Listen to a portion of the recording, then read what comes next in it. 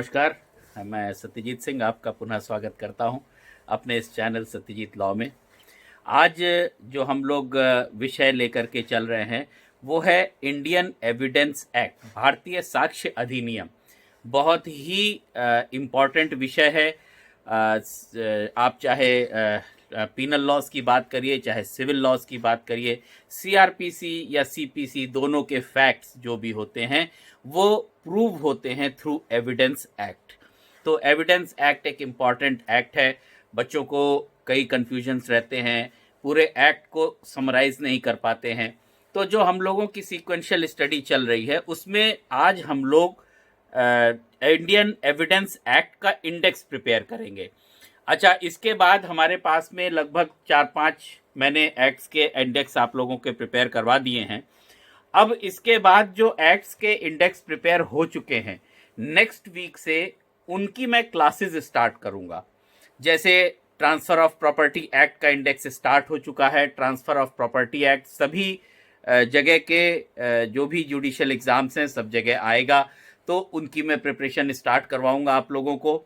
उसके बाद फिर सीपीसी की शुरुआत कराऊंगा, फिर उसके बाद एविडेंस एक्ट की। इस तरीके से 1 बाय 1 हम लोग एक एक एक्ट लेते चलेंगे। और साथ ही साथ जब मेंस के पॉइंट ऑफ व्यू से आएंगे तो जो लोकल एक्ट्स हैं उनका भी मैं आपको पूरा ओवरव्यू दूंगा, क्योंकि लोकल एक्ट्स यूपी में तो डिसाइडिंग है, इवन एमपी में भी। साथ ही साथ मैं एपीओ के लिए आप लोगों का नेक्स्ट वीक से सोच रहा हूं कि जो हम लोगों की वीक में 3 वीडियोस पढ़ते हैं उसमें से एक वीडियो मैं एपीओ के लिए डाल दूं, क्योंकि एपीओ की भी काफ़ी वैकेंसीज आने वाली हैं। तो एपीओ के लिए भी डालने के लिए मैं सोच। तो हम लोग शुरू करते हैं हमारे आज के सेशन से, आज के वीडियो से। और एविडेंस एक्ट को हम लोग देखते हैं, भारतीय साक्ष्य अधिनियम को। भारतीय साक्ष्य अधिनियम पूरा एक्ट आप देखेंगे तो 3 पार्ट में डिवाइडेड है, पार्ट 1, पार्ट 2, पार्ट 3। और जैसा कि हम लोग जान रहे हैं यह साक्ष्य से संबंधित कानून ही देता है। It gives the law relating to evidence. तो यहाँ पे जो 3 पार्ट जो डिवाइड किए हैं वो इसी पर्पस से किए हैं। तो पहला जो पार्ट है वो ये बताता है कि एविडेंस किस प्रकार के एविडेंस आप दे सकते हैं, ठीक है, जो इंडिकेट करता है कि कौन से एविडेंस कोर्ट के समक्ष आप प्रस्तुत करेंगे। उसके बाद वो एविडेंस किस प्रकार से के होंगे वो दूसरा पार्ट डील करता है। और तीसरा पार्ट जो डील करता है वो डील करता है कि आप इन एविडेंस को कैसे प्रोड्यूस करेंगे, किस प्रकार से आप देंगे कोर्ट में। तो आइए इस 3 पार्ट में, जो 3 पार्ट में डिवाइडेड है, टोटल 11 चैप्टर्स हैं और 167 सेक्शंस हैं इस पूरे एक्ट में। आइए तो एक डिवीजन इसका हम लोग बना लेते हैं और स्ट्रक्चर वाइज उसकी स्टडी पूरी कर लेते हैं। चलिए तो पहले इसको देख लेते हैं। हम लोग देख चुके हैं, हम लोग 3 पार्ट में डिवाइडेड है। 3 पार्ट में ऐसे हम लोग कर लेते हैं इसको। पार्ट 1 ये पार्ट 2 हो जाएगा। तो पार्ट 1 की जहां तक बात है, पार्ट 1, ये पार्ट 1 जो है वो इसमें टोटल 2 चैप्टर्स हैं और ये रेलिवेंसी ऑफ फैक्ट्स, तथ्यों की सुसंगतता से संबंधित है। और सेक्शन 1 टू सेक्शन 55 ये 2 चैप्टर्स कवर्ड है इसमें। तो ये जो पार्ट है वो इंडिकेट करता है कि विच फैक्ट्स में be produced before the court. अब ये क्या करता है, विच फैक्ट्स में be produced before the court, न्यायालय के समक्ष कौन से साक्ष्य प्रस्तुत किए जाएंगे। तो यहां पे हम देखते हैं 2 चैप्टर में डिवाइडेड है। जो चैप्टर 1 है वो है प्रिलिमिनरी। चैप्टर 1 प्रिलिमिनरी है, जिसमें आपके सारे डेफिनेशंस दिए गए हैं। सेक्शन 3 और सेक्शन 4 में डेफिनेशन पार्ट दिया गया है। 1 और 2 में एक्सटेंट क्या है, इस एविडेंस एक्ट का क्या एक्सटेंट होगा वो दिया गया है। तो इसको अगर हम लोग अब देखें, चैप्टर 1 देखते हैं प्रिलिमिनरी, तो सेक्शन 1 टू सेक्शन 4। और जो दूसरा चैप्टर है वो है रेलिवेंसी ऑफ फैक्ट से संबंधित। तो दूसरा जो चैप्टर है वो है रेलिवेंसी ऑफ फैक्ट से संबंधित, रेलिवेंसी ऑफ फैक्ट्स, क्योंकि सेक्शन 5 जो बोलता है वो ये बोलता है कि जो साक्ष्य दिए जाएंगे वो या तो विवाद्यक तथ्यों के या सुसंगत तथ्यों के, जो उससे विवाद्यक तथ्य से संबंधित होंगे। तो फैक्ट्स में be given only of fact in issue end of relevant facts. तो ये जो चैप्टर 2 है ये सेक्शन 5 टू सेक्शन 55 से कंसर्न है। सेक्शन 5 टू सेक्शन 55, ये 5 से लेके 55 तक। और इसको अगर हम पार्ट्स में देखेंगे, एक्ट में अगर आप इंडेक्स आप देखेंगे तो टोटल 7 पार्ट्स में ये डिवाइडेड है। पूरा चैप्टर 7 पार्ट्स में डिवाइडेड है। तो पहला जो आप देखेंगे इसको ऐसे आप डिवाइड कर सकते हैं, 7 पार्ट्स में कर सकते हैं। तो जो पहला जो पार्ट है वो है उन फैक्ट्स के बारे में जो कि फैक्ट इन इशू से कनेक्टेड है। Facts connected with fact in issue. तो ये आप देखेंगे सेक्शन 5 से लगा के सेक्शन 6 से लगा के सेक्शन 16 तक आपको ये पूरा मिलेगा। सेक्शन 6 से लगा के 16 तक। 5 भी इसमें आप इंक्लूड कर सकते हैं, क्योंकि 5 ही बताता है कि जो एविडेंस है वो या तो फैक्ट इन इशू या फिर रेलिवेंट फैक्ट्स का ही आप देंगे। उसके बाद आप देखिए जैसे ही 16 पे खत्म हुआ, उसके बाद जो बात आती है वो स्वीकृति और संस्वीकृतियों की, एडमिशन और कन्फेशन की बात आती है। जो सेकंड पार्ट इसका है, रेलिवेंट जो फैक्ट्स हैं वो होंगे एडमिशन एंड कन्फेशन, स्वीकृति और संस्वीकृति। और सेक्शन 17 से सेक्शन 31 तक ये पार्ट जो है दिया गया है एडमिशन और कन्फेशन का। उसके बाद जो थर्ड पार्ट है वो है स्टेटमेंट, उन व्यक्तियों के स्टेटमेंट जो विटनेस के रूप में कॉल नहीं किए जा सकते हैं, जो विटनेस के रूप में कॉल नहीं किए जा सकते हैं उनके स्टेटमेंट। तो statement of persons who cannot be called as witness, statement of persons who cannot be called as witness। तो ये देखिए आप सेक्शन 32 और सेक्शन 33 उसको डिस्कस करता है उन लोगों के स्टेटमेंट्स के बारे में जो कि कोर्ट में बुलाए नहीं जा सकते हैं। अब उसके बाद जो दूसरा जो नेक्स्ट जो रेलिवेंट फैक्ट है वो होता है कि वो स्टेटमेंट जो स्पेशल सर्कमस्टांसेस में, किसी विशेष परिस्थितियों में जो स्टेटमेंट्स दिए गए हैं। तो सेक्शन 34 से सेक्शन 39 ये इसी चीज को डील करता है। Statements which are made under special circumstances, statements made under special circumstances, किसी विशेष परिस्थितियों में जो स्टेटमेंट दिए गए हैं, ये सेक्शन 34 से 39। उसके बाद जो अगला रेलिवेंट कौन कौन से फैक्ट्स होंगे, जो नेक्स्ट रेलिवेंट फैक्ट है तो वो जजमेंट ऑफ कोर्ट्स, कब जो है न्यायालय के जो निर्णय हैं वो कब रेलिवेंट, वो कब सुसंगत हो जाएंगे। तो judgment of court when relevant, judgment of court when relevant. तो ये आप देखेंगे तो सेक्शन 42 44। अब जो नेक्स्ट जो पार्ट है जो रेलिवेंट फैक्ट्स होंगे वो होंगे opinion of the third person. और सेक्शन 45 से 51 तक ओपिनियन ऑफ थर्ड पर्सन की बात हो रही है। Opinion of third person,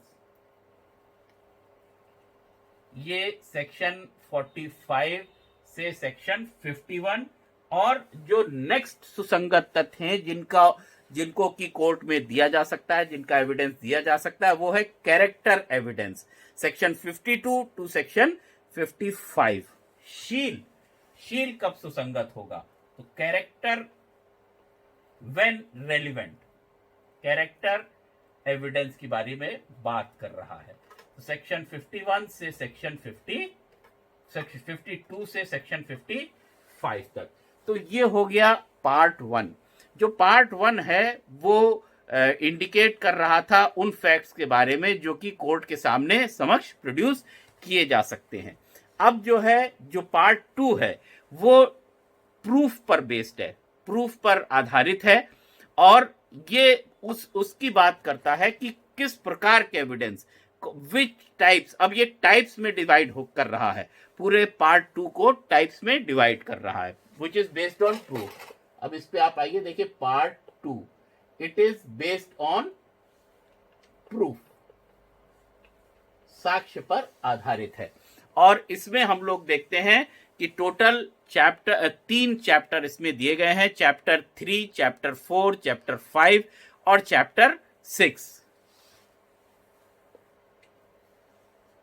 chapter 3, 4, 5 और चैप्टर 6। तो जो चैप्टर 3 है, चैप्टर 3 जो डिस्कस कर रहा है वो उन फैक्ट्स के बारे में बात कर रहा है जिनको साबित करने की आवश्यकता नहीं है, facts which need not be proved. क्योंकि अगर हम लोग प्रूफ पे बात करें तो हम लोग देखेंगे दो प्रकार के, एक वो साक्ष्य जिनका की प्रूफ आवश्यक है, और दूसरे वो जिनका आवश्यक नहीं है। तो पहले हम लोग बात करते हैं facts which need not be proved, वो तथ्य जिनको साबित करने की आवश्यकता नहीं है। Facts which need not be proved, जिनको साबित करने की आवश्यकता नहीं है। और ये देखिए आप सेक्शन 56 टू 58 में आपको मिलेगा। और इसको अगर हम देखें तो 3 पार्ट में हम लोग 3 भाग में इसको डिवाइड कर सकते हैं, और 3 ही इसमें सेक्शंस हैं और 3 ही इसमें भाग हो जाएंगे। ये 3 भाग हो गए। अब देखिए पहले जो सेक्शन 56 की बात कर रहा है, जो फैक्ट्स जुडिशियली नोटिसिएबल हैं, ठीक है, वो तथ्य जो कोर्ट जिनको जुडिशियली नोटिस करता है, फैक्ट्स जुडिशियली नोटिसिएबल। तो आप इसमें देखिए सेक्शन 56 आ जाएगा। उसके बाद जो नेक्स्ट बात हो रही है उन फैक्ट्स की जिनका कोर्ट जुडिशियल नोटिस लेगा, facts of which court must take judicial notice, facts of which court must take judicial notice, judicial notice, ये सेक्शन 57 में मिलेगा।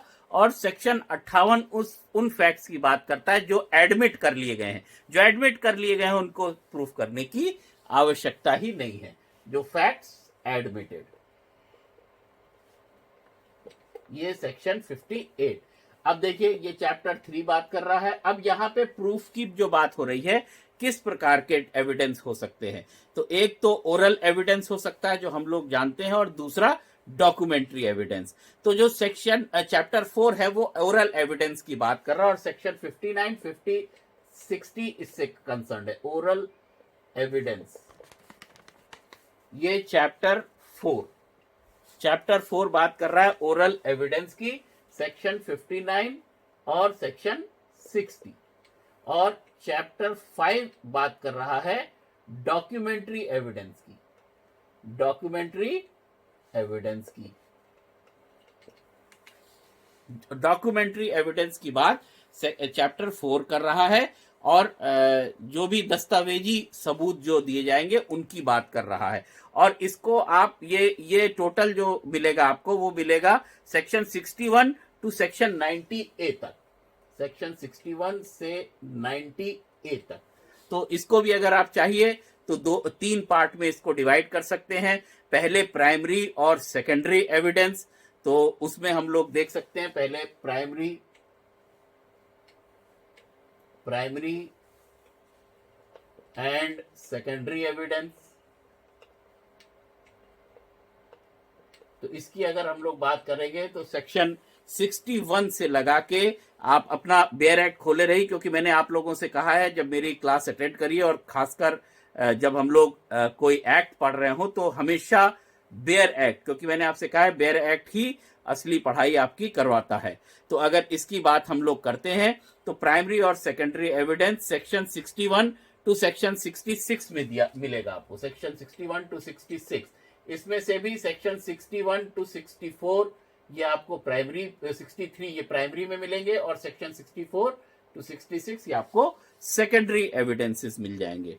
तो इस सेक्शन 61 टू 64 प्राइमरी एविडेंस और 65 टू सेक्शन 66। अब देखिए इसके बाद जो है ये इतना जब आपने कंप्लीट किया तो जो नेक्स्ट है वो अटेस्टेड और अनअटेस्टेड डॉक्यूमेंट्स की बारे में बात कर रहा है। सेक्शन 67 टू सेक्शन 73 की बात हो रही है, अटेस्टेड और अनअटेस्टेड विटनेसेस, अटेस्टेड एंड अनअटेस्टेड डॉक्यूमेंट्स, इनकी बात कर रहा है। और ये आप देखेंगे सेक्शन 67, 66 पे छोड़ा था, 67 टू 73 ये पूरी बात कर रहा है अटेस्टेड और अनअटेस्टेड डॉक्यूमेंट्स की। अब जो नेक्स्ट जो इसका तीसरा पार्ट है वो हो जाएगा पब्लिक एंड प्राइवेट डॉक्यूमेंट्स, जो लोक दस्तावेज होंगे और जो प्राइवेट दस्तावेज होंगे।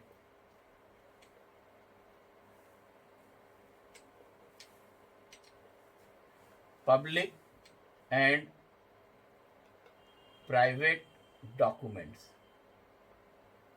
ये जो पब्लिक एंड प्राइवेट डॉक्यूमेंट्स है ये आपको मिल जाएगा सेक्शन 74 से सेक्शन 78 तक।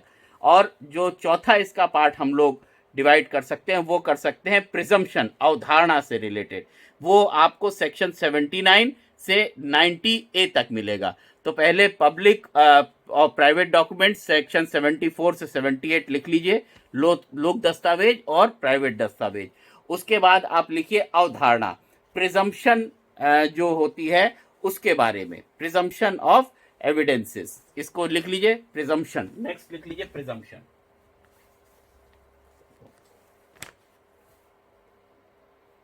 प्रिजम्पशंस। और प्रिजम्पशन जो अवधारणा है इसको पुनः आप डिवाइड कर सकते हैं दो पार्ट में, शैल प्रिज्यूम और मे प्रिज्यूम,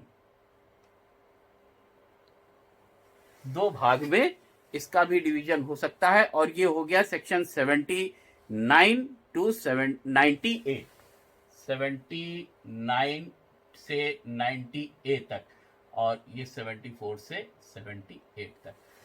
अब जो नेक्स्ट चैप्टर है, जो चैप्टर 6 की बात कर रहा है, वो बात कर रहा है कि कब ये जो डॉक्यूमेंट्री एविडेंस है वो ओरल एविडेंस को एक्सक्लूड कर देगा, exclusion of oral evidence by the documentary evidence. Section 91 से 100 कब जो है दस्तावेजी साक्ष्य मौखिक साक्ष्य को का अपवर्जन कर देंगे। Section 91 to 100 exclusion of chapter 6 बात कर रहा है। ये चैप्टर 5 तक हमने यहां देख लिया, चैप्टर 6 बात कर रहा है एक्सक्लूजन ऑफ ओरल एविडेंस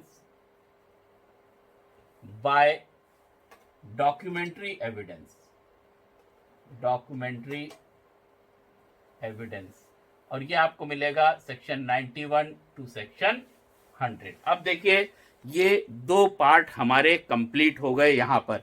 अब जो तीसरा हमारा पार्ट है वो बात कर रहा है प्रोडक्शन ऑफ एविडेंस। तो प्रोडक्शन ऑफ एविडेंस को हम लोग इस तरीके से देख सकते हैं कि जो एविडेंसेस हम लोग प्रोड्यूस कर रहे हैं वो कैसे प्रोड्यूस करेंगे और उसका इफेक्ट क्या होगा। तो जो पार्ट 3 है वो प्रोवाइड करता है रूल्स, किससे रिगार्डिंग, वो नियम जो कि प्रोडक्शन और उसका प्रभाव, कैसे प्रोड्यूस किया जाएगा, उसका प्रभाव क्या होगा। तो ऐसे में इस पूरे चैप्टर को हम लोग दो पार्ट में डिवाइड कर सकते हैं।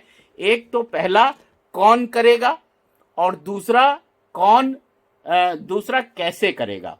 तो कौन करेगा को फर्दर फिर हम लोग दो पार्ट में डिवाइड कर सकते हैं, who can adduce and who can not adduce, कौन देगा साक्ष्य और कौन नहीं दे सकता है। तो अगर उसमें आप देखिए तो जो चैप्टर 7 है, चैप्टर 6 यहां तक हमने लिखा। अब चैप्टर 7 की जो हम लोग बात करते हैं, ये पार्ट 3 हो गया, पार्ट 3।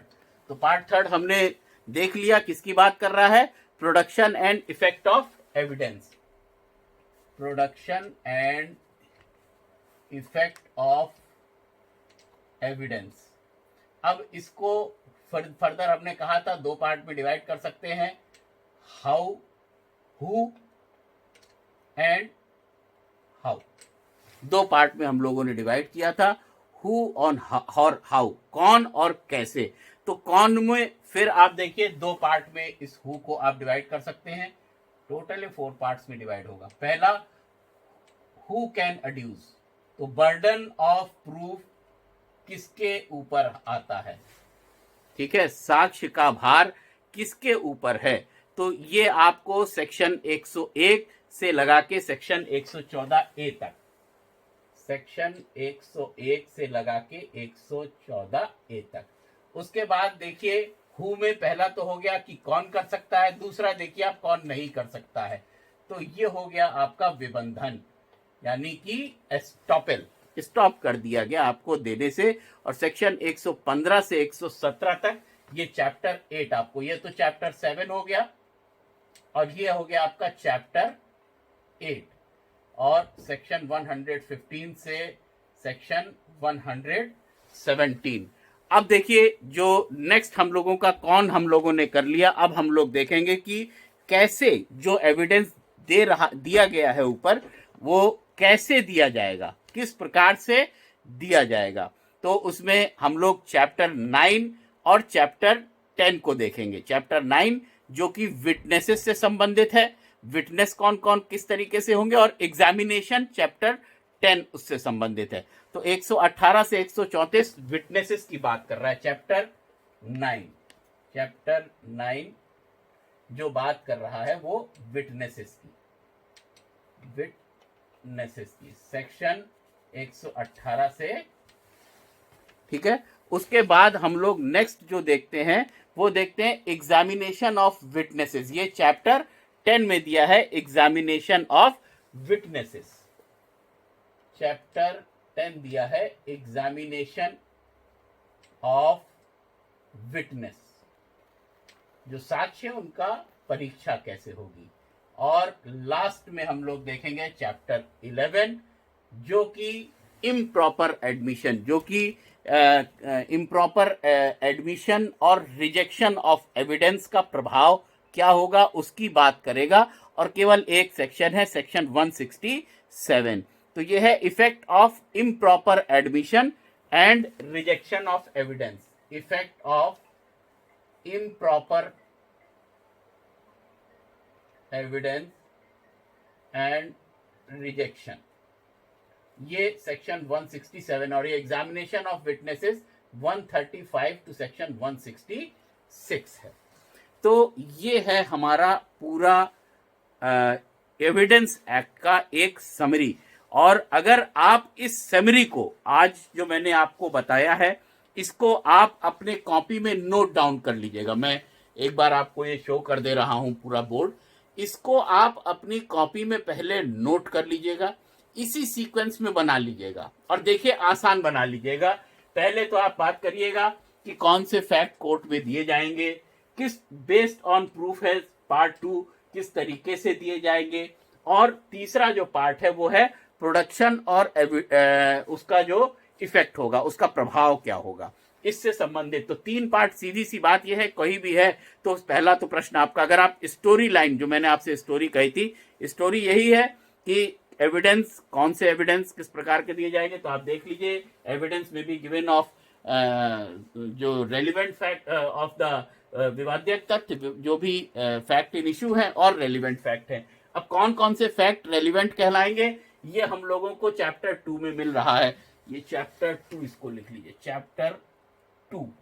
तो चैप्टर 1 प्रिलिमिनरी की बात कर रहा है, सेक्शन 1 to 4। चैप्टर 2 बात कर रहा है रेलिवेंट फैक्ट्स के बारे में, जो कि अगर आप देखिए सेक्शन 5 to सेक्शन 55 आपको मिलेंगे। उसके बाद इसमें एक एक पार्ट आप नोट डाउन कर लीजिएगा। फिर उसके बाद पार्ट 2 में बेस्ड ऑन प्रूफ पे चार चैप्टर्स आपको मिलेंगे, 3, 4, 5 एंड 6। तो चैप्टर 3 जो है उन फैक्ट्स की बात कर रहा है जिनको प्रूफ करने की आवश्यकता नहीं है, which need not be proved, section 56 to 58। Oral evidence section 59 में 60 में दिया गया है। उसके बाद चैप्टर 5 में डॉक्यूमेंट्री एविडेंस, दस्तावेजी साक्ष्य के बारे में बात हो रही है, सेक्शन 61 to सेक्शन 90A। और उसके बाद चैप्टर 6 बात कर रहा है कि कब डॉक्यूमेंट्री एविडेंस ओरल एविडेंस को एक्सक्लूड कर देगा, और ये है सेक्शन 91 to 100A। अब इसके बाद में आप देखिए पार्ट 3 में आ जाइए, 100A कंप्लीट करने के बाद में। अब यहाँ पे पार्ट 3 में प्रोडक्शन कैसे होगा और उसका प्रभाव क्या होगा, उस चीज को 2 पार्ट में आप डिवाइड कर लीजिए, कौन देगा और कैसे देगा। तो कौन में किसके ऊपर भार है, तो बर्डन ऑफ प्रूफ 101 से 114A तक, ये चैप्टर 7 हो गया। उसके बाद कौन नहीं दे सकता है साक्ष्य, स्टॉपेल, जिसको रोक दिया जाएगा, चैप्टर 8 की बात कर रहा है। चैप्टर 9 विटनेसेस की बात कर रहा है, सेक्शन 118 से 134। और चैप्टर 10 बात कर रहा है एग्जामिनेशन ऑफ विटनेसेस की, सेक्शन 135 टू सेक्शन 166। और लास्ट चैप्टर जो एक सेक्शन है वो है effect of improper evidence and rejection of evidence. तो ये है पूरा एविडेंस एक्ट का खाका, इसको एक बार आप देख लीजिए। उसके बाद इसको कैसे पढ़ना शुरू करना है ये मैं अपकमिंग क्लासेस में आपको बताऊंगा। अगर एपीओ के लिहाज से आप देख रहे हैं तो आप देखिए एपीओ में evidence act most important act हो जाता है। तो ये जो मेरी क्लास सेशन था वो पीसीएसजे और एपीओ दोनों के लिए इंपॉर्टेंट हो जाएगा, या अन्य कहीं के लिए भी, जो भी आप जब भी आप जुडिशियल कोई भी एग्जाम दे रहे हैं तो evidence act is very important. तो इस तरीके से एक आज अपना आप स्ट्रक्चर बना लीजिए। नेक्स्ट क्लास में जब भी हम लोग जैसे ही शुरू करेंगे एविडेंस एक्ट, एक एक पार्ट को कैसे एक्सप्लेन करके समझना है वो मैं आपको बताऊंगा। चलिए बहुत बहुत धन्यवाद। नेक्स्ट क्लास में फिर हम लोगों की नेक्स्ट वीक मुलाकात होती है। नमस्कार, धन्यवाद।